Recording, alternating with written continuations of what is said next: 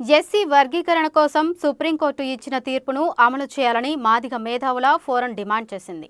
August 1న భారత అత్యున్నత న్యాయస్థానం ఎస్సీ రిజర్వేషన్లు జనాభా తమాషా ప్రకారం వర్గీకరణ చేసుకోవచ్చని తీర్పును ఇచ్చిందన్నారు.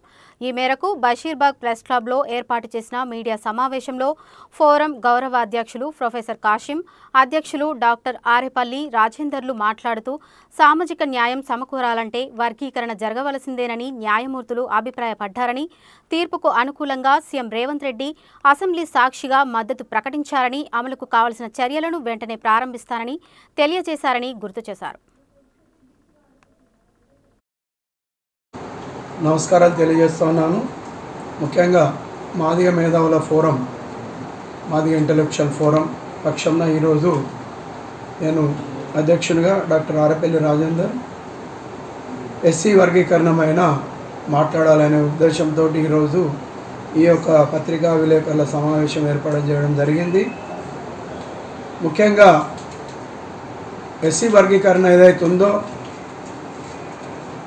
డాక్టర్ బాబాసాహెబ్ అంబేద్కర్ రాజ్యాంగ స్ఫూర్తిగా సామాజిక న్యాయం అనే కోణంలో ఎస్సీలలో అన్ని అణగారిన వర్గాలకు, నిమ్నజాతి వర్గాలకు సామాజికంగా, ఆర్థికంగా, రాజకీయంగా సమాన అవకాశాలు రావాలనే స్ఫూర్తితో బాబాసాహెబ్ అంబేద్కర్ రాజ్యాంగాన్ని రాయడం జరిగింది.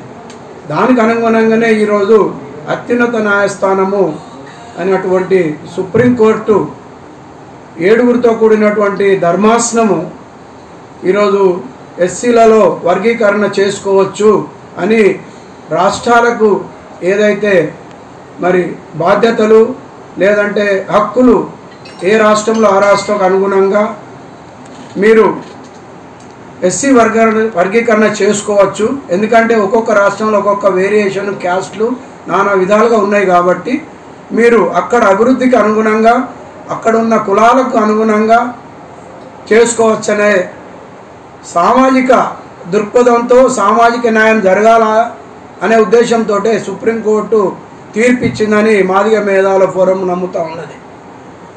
ఇప్పటి వరకు విద్యావంతులుగా, మేధావులుగా ఒక స్థాయికి ఎదిగిన వాళ్ళు ఎవరున్నారా అంటే మాదిగ, మాల, కొంత మట్టుకు నేత కానీ, రెల్లి. మిగతా 54 కులాలు ఏదైతే ఉన్నాయో, 59లో 55 కులాలు ఏదైతే ఉన్నాయో ఇంతవరకు వాళ్ళు ఒక ఉద్యోగస్తులుగా కానీ, విద్యావంతులుగా కానీ, ఒక రాజకీయంగా సర్పంచ్గా కానీ, ఎంపీటీసీగా కానీ, జెడ్పీటీసీ కానీ ఎదిగిన సంగతులు లేవు. దాన్ని దృష్టిలో పెట్టుకునే గత 30 సంవత్సరాల నుంచి ఎంఆర్పిఎస్ వ్యవస్థాపక అధ్యక్షులు పెద్దలు మందకృష్ణ మాదేవ్ గారు అందరికీ సమాన అవకాశాలు రావాలి అనే ఉద్దేశంతో ఎంఆర్పిఎస్ ఎస్సీ వర్గీకరణ ఉద్యమాన్ని చేపట్టడం జరిగింది. అంతే తప్ప మాదిగలకు ఏదో కావాలా, మాదిగల అభివృద్ధి చెందాలనేది మందకృష్ణ గారి ఉద్దేశం కాదు, మా మేధావుల ఉద్దేశం అసలే కాదు. ఎందుకంటే అన్ని వర్గాల అభివృద్ధి చెందిన రోజే, అన్ని కులాల అభివృద్ధి చెందిన రోజే రాష్ట్రం కానీ, దేశం కానీ అభివృద్ధి చెందుద్దని బాబాసాహెబ్ అంబేద్కర్ గట్టిగా నమ్మిండు. మేము కూడా నమ్ముతా ఉన్నాం. అదేవిధంగా రాజ్యాంగం అమల్లోకి వచ్చి 75 సంవత్సరాలు అవుతున్నది. కానీ ఇప్పటికీ కొద్ది మట్టికే మరి డెవలప్మెంట్ జరిగింది ఎస్సీలలో, కొన్ని కులాలకే.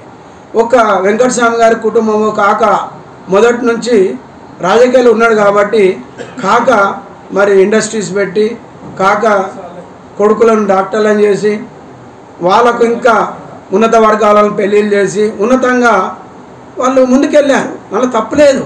కానీ వాళ్ళు ఎంత మట్టుకు మాలలకు, మాదిగలకు సాయం